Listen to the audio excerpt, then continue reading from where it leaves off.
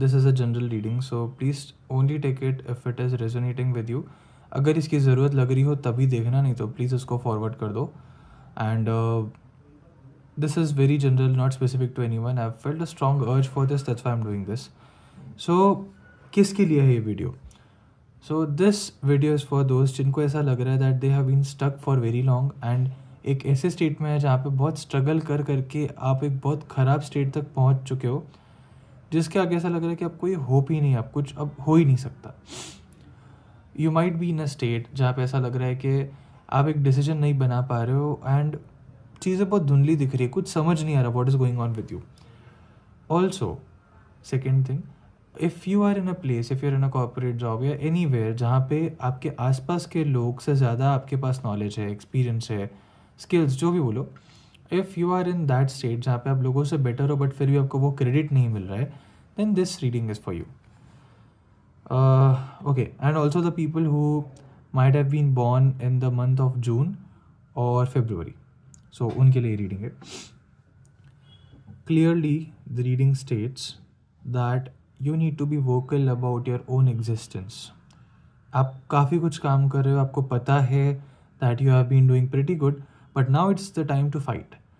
Fight could be with anything, it could be with your own self, could be with the people around you, जो भी है आपको उसके लिए fight करना है एंड खुद का एग्जिस्टेंस इधर प्रूव करना है. There might be like upper higher authority आपके लिए कुछ हो सकता है जो आपको गवर्न करने का ट्राई कर रहे हैं, बट आप ये समझो कि that you are better than them as well and you can easily fight with that. बस संभलना क्या है कि कोई रैश डिसीजन नहीं होना चाहिए. आप जिस भी चीज़ को लेके फाइट कर रहे हो, you should have each and every thing sorted out before moving ahead. If you are planning to fight, तो एक एक पॉइंट सामने लगे कि क्या काउंटर अटैक, काउंटर जवाब जो भी हो सकता है, उसके लिए भी आपको रेडी रहना होगा and then only you will be able to excel this whole situation. 1 second.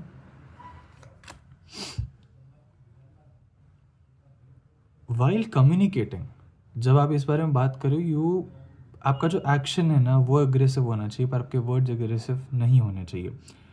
You need to be a little diplomatic here. आपको चीज़ों को जगल करके फिर दिखाने की ज़रूरत है इधर में.